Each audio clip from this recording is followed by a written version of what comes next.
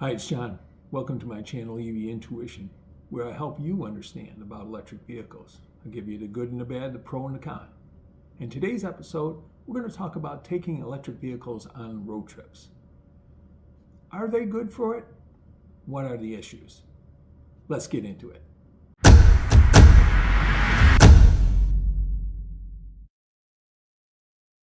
As I begin this talk about electric vehicles on road trips, it's important to point out that I am specifically talking about fully electric vehicles, or as they're referred to as battery electric vehicles. Hybrid electric vehicles have a gas component to them, so they run very similar to gas or internal combustion engines. How do electric vehicles compare to gas vehicles when going on a road trip? I define road trip as a trip that extends the range of your vehicle beyond the amount of the fuel tank or the battery. So you're going to go hundreds of miles, maybe even over 1,000 miles round trip. One thing that I can safely say is taking an electric vehicle on a road trip is not as simple as a gas vehicle. So let's talk about some of the differences. First of all, you'll need to stop more often when you go with an electric vehicle. Electric vehicles today have a range typically between 200 and 300 miles, whereas gas vehicles have ranges that are at least 300 to 400 miles. So you're going to make more stops in an electric vehicle. The next thing for electric vehicles is that you're going to have to charge at chargers that are referred to as DC fast chargers. Now let's do a quick review of DC fast chargers. DC fast chargers are different than the chargers that you typically find in public parking lots, garages, and your home. In your home and in those public parking lots, often you'll find chargers that are referred to as level 1 or level 2 AC chargers. DC fast chargers are bigger and deliver much more power, anywhere between 50 kilowatts and 350 kilowatts of energy, compared to in your home where you get maybe 6 to 11 kilowatts. Kilowatts refers to a measure of power, and I call it charging speed because it indicates how much energy per unit time is being delivered to your battery. So vehicles typically will take on a DC fast charger anywhere from 15 minutes to an hour to charge, even at a DC fast charger. It depends on certain things. It depends on your battery size, the current state of charge of your vehicle. Are you on 0 or are you on 20% state of charge? And then how much charge are you going to give that vehicle? Are you going to go to 80? As you know, the rule of thumb in electric vehicles is you don't charge to 100%. As we've discussed on other videos, the state of charge slows as it approaches 100%.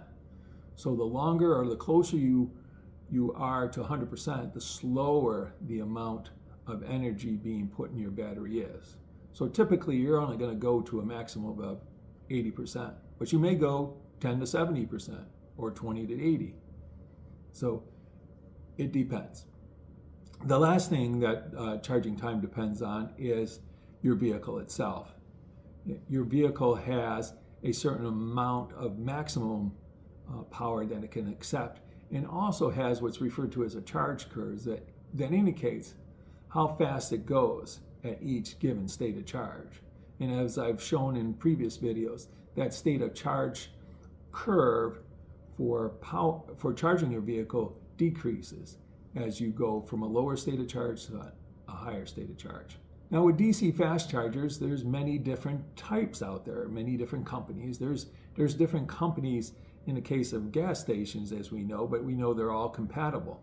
That's not the case in the DC fast charging world of electric vehicles. First of all, you have companies, the top companies being Tesla, Electrify America, EVgo, and ChargePoint. What makes them different, other than how many chargers they have, charging locations and charging ports, is the type of connector that they support. Now Tesla supports their own connector, which has just become, over the last couple of years, referred to as a North America Charging Standard, or NACS.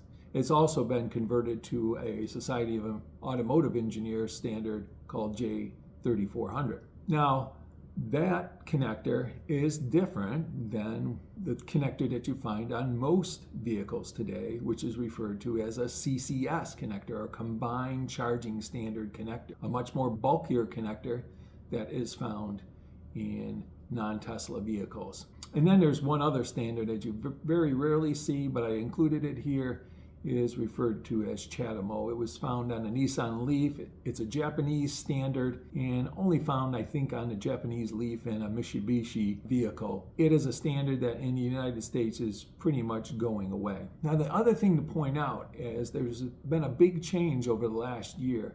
And basically, all the auto manufacturers are now going to start settling on one standard, which is the North American Charging Standard, NACS, or the formerly Tesla Charging Standard.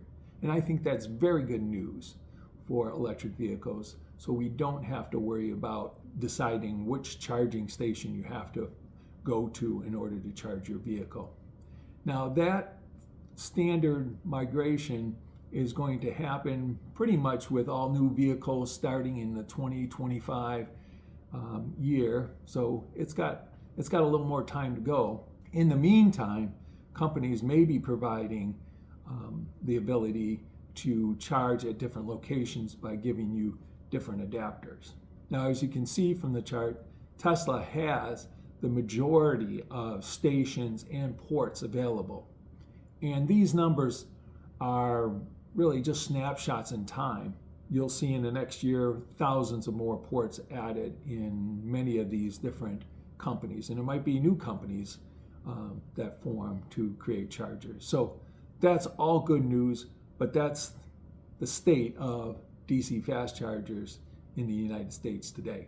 The next thing is DC fast chargers are not as available as gas stations, especially when you're going along the expressways and so on. You typically find gas stations every 10, 20 miles. That may not be the case today with electric vehicle chargers, or often referred to as DC fast chargers or superchargers. So you're going to have to know or plan out where those chargers are.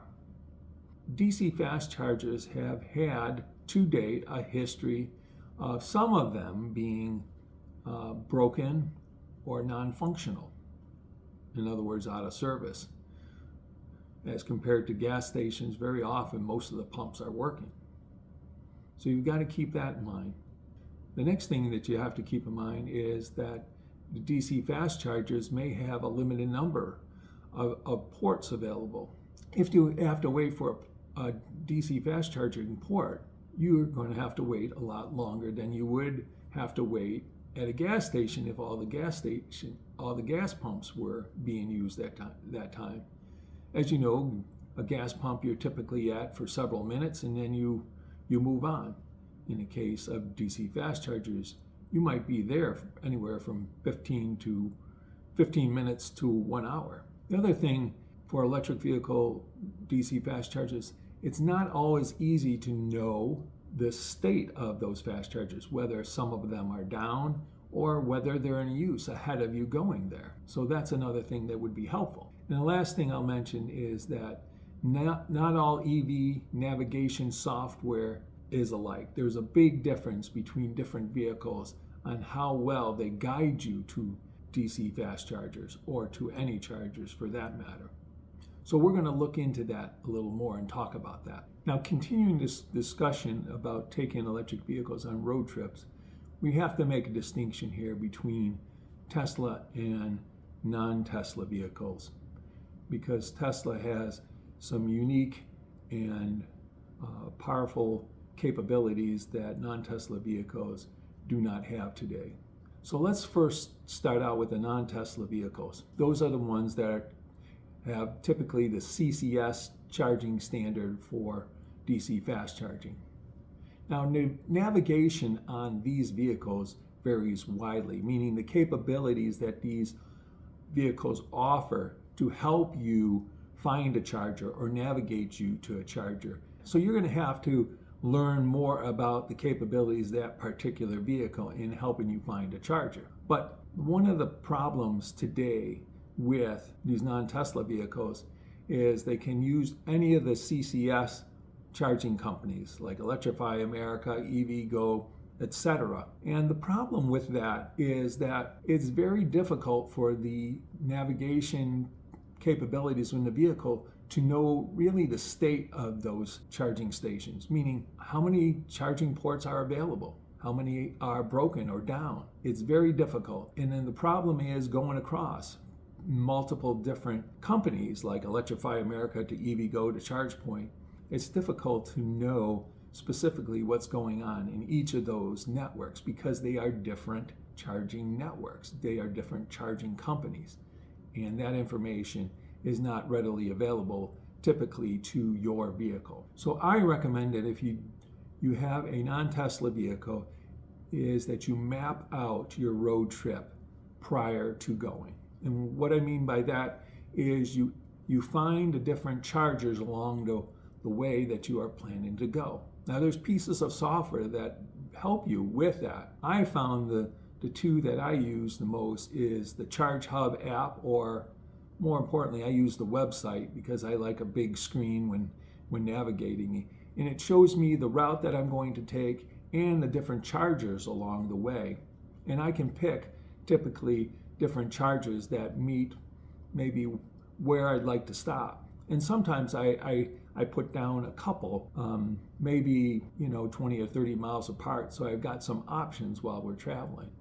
Also, a Better Route Planner is also another good app or website to use for planning out trips and planning those charging stops along the way. The other thing that I recommend is that you only go to a charging station that has at least 4 charge ports. And the issue with this is if you go to one that only has a couple, then it increases the likelihood that you could go there and there could be a problem, such as maybe one or more of the ports are broken or down, or one is down and the other one's being used. I always say at least 4 is better, and more is even better. Think about that when you're planning where you're stopping and how many ports they have. I'll tell you one bad experience I had when I had my Mustang Mach-E. As I was traveling along, I had planned to stop at a place that only had 1 charging port. And when I got there, it was broken. Lesson learned for me, I'd never do that again. Now, the other thing that I think is good to do is to use a app like PlugShare, or it also has a website, to check the statuses of those ports at that charging station prior to your trip. And this is helpful because, like I said, sometimes it's difficult to understand how many of those ports that are available there are actually working. And with PlugShare, it gets feedback from real people out there that are using it, and they can tell you their experience at that station. And it gives you some indication of the reliability of the ports at that station, meaning are they working most of the time, or they're working 100% of the time, or they're very spotty. Some days they're working, some days they got problems, etc. So PlugShare is a good app or tool to use to check really what's the reliability or the current state of that charging station.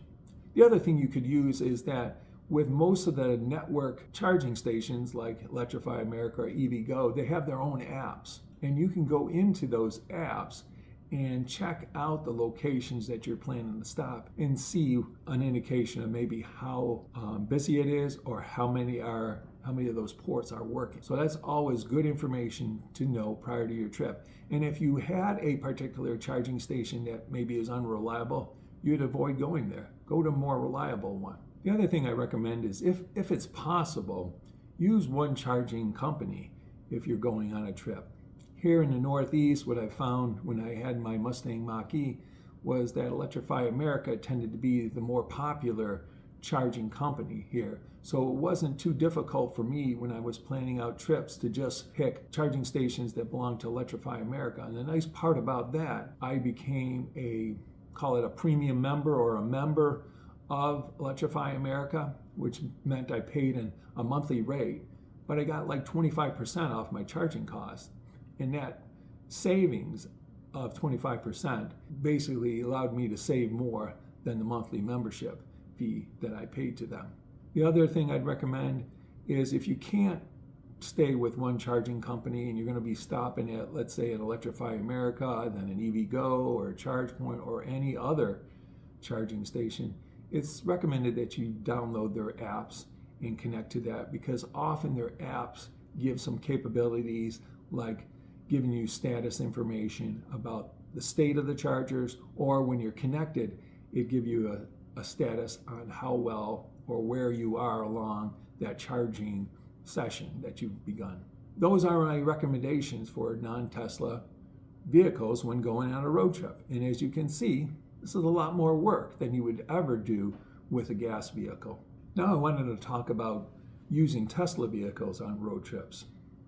And actually, one of the main reasons that I ended up selling my Ford Mach-E and going to the Tesla was I had heard about how well the Tesla software and charging network was.